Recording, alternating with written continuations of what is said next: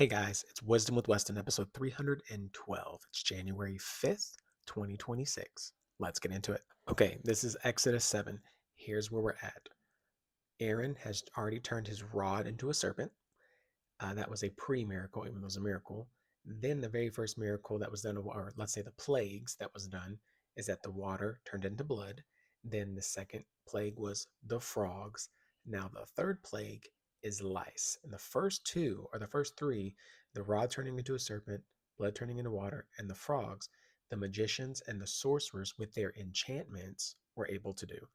Plague number three, it says right here, it says, verse 17, right up here. We'll start right up here.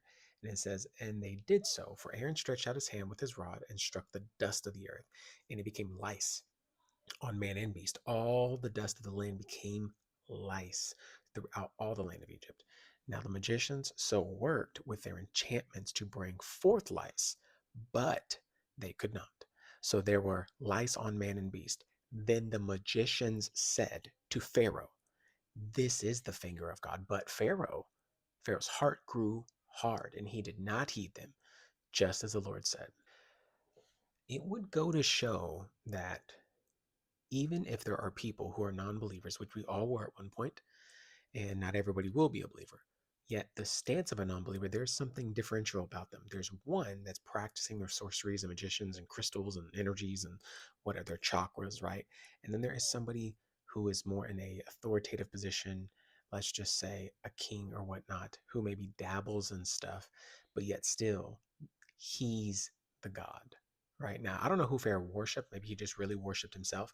But I can tell you what, there was a definition, there was a division here because the magicians and the sorcerers with their enchantments could not bring forth what God brought forth. And they recognized, somebody who's a non believer, at least in the Lord, recognized this is the finger of God.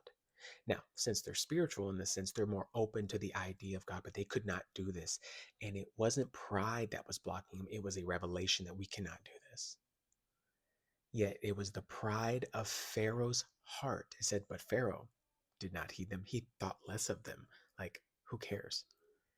Crazy to think how much the Bible tells us pride goes before the fall. The Bible warns us so much about pride that it literally mirrors the character of Satan.